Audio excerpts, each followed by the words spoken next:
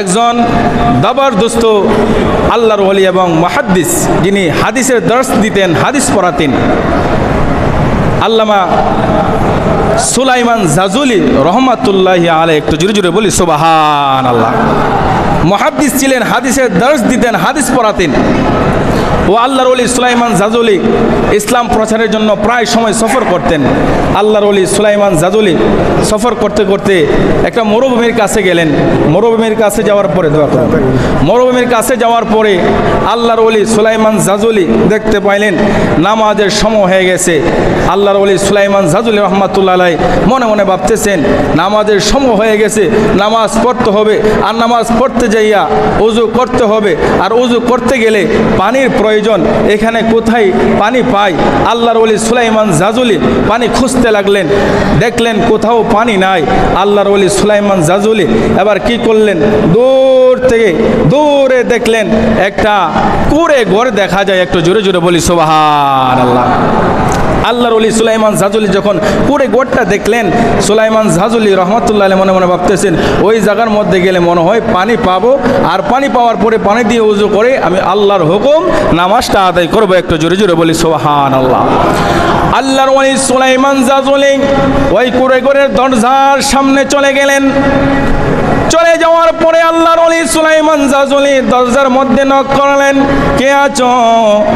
নামাজের সময় হয়ে গেছে, আমাকে একটু পানি দাও, ওযু করে আল্লাহর হুকুম নামাজ আদায় করব। এইভাবে 3 বার ডাক দিলেন, কোনো শব্দ ভিতর থেকে আসলেন না। হঠাৎ করে আল্লাহর ওলি হযরত সুলাইমান জাজুলি রহমাতুল্লাহি আলাইহি দেখতে পাইলেন একটা কূপ দেখা যায়, কুয়া দেখা যায়। আল্লাহর ওলি সুলাইমান জাজুলি ওই কূপের কাছে গেলেন। কূপের কাছে যাওয়ার পরে আল্লাহর ওলি সুলাইমান জাজুলি এবার তাকাইলেন, দেখতে পাইলেন কূপের মধ্যে পানি আছে কিন্তু অনেক নিচে। আল্লাহর ওলি সুলাইমান জাজুলি রহমাতুল্লাহি আলাইহি মনে মনে ভাবতেছেন এই কূপের থেকে পানি তুলতে গেলে রশির প্রয়োজন, বালতির প্রয়োজন, মশকের প্রয়োজন। এখানে তো কোনো রশির ব্যবস্থা নাই, বালতির ব্যবস্থা নাই, কি করা যায়? এই কথা যখন আল্লাহর ওলি সুলাইমান জাজুলি রহমাতুল্লাহি আলাইহি মনে মনে ভাবতেছেন, ওই কুঁড়ে ঘর থেকে একটা ছোট্ট মেয়ে বাচ্চা আল্লাহর ওলি সুলাইমান জাজুলির দিকে তাকায়া তাকায়া মুস্কি মুস্কি হাসতেছেন। একটু জোরে বলি সুবহানাল্লাহ। বলেন না আল্লাহু আকবার।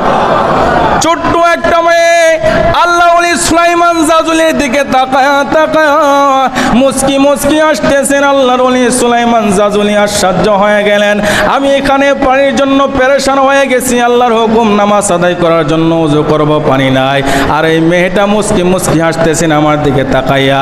এখন আল্লাহর ওলি সুলাইমান জাজুলি ওই মেয়েটাকে ডাক দিলেন, বললেন, মা আমি পানির জন্য দাঁড়িয়ে আছি, এখানে কোনো রশি নাই, কোনো বালতির ব্যবস্থা নাই, পানির কারণে আমি ওযু করতে পারতেছি না, আল্লাহর হুকুম নামাজ আদায় করতে পারতেছি না, আর তুমি ওখান থেকে আমার দিকে তাকায়া তাকায়া মুস্কি মুস্কি হাসতেছো, কারণটাকে?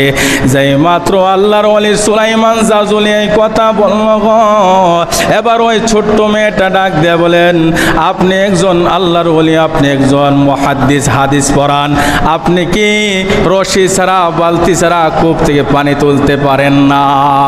সুবহানাল্লাহ বলেন না।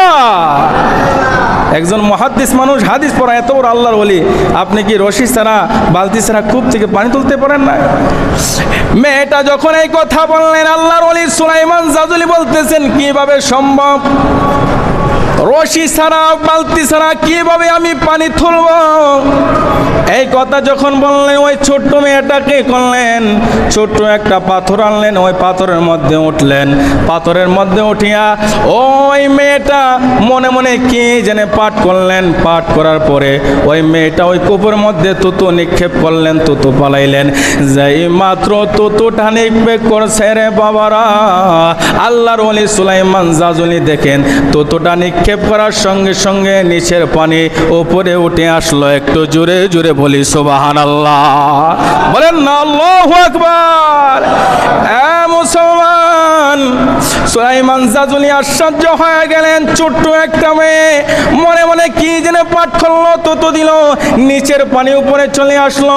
আল্লাহর ওলি সুলাইমান জাজুলি তখন পানি দিয়া উজু বানাইলেন, উজু বানাইয়া নামাজ পড়িয়া ওই মেয়েটার কাছে গেলেন, গিয়ে বললেন, মা তুমি এমন কি সাধনা করেছ?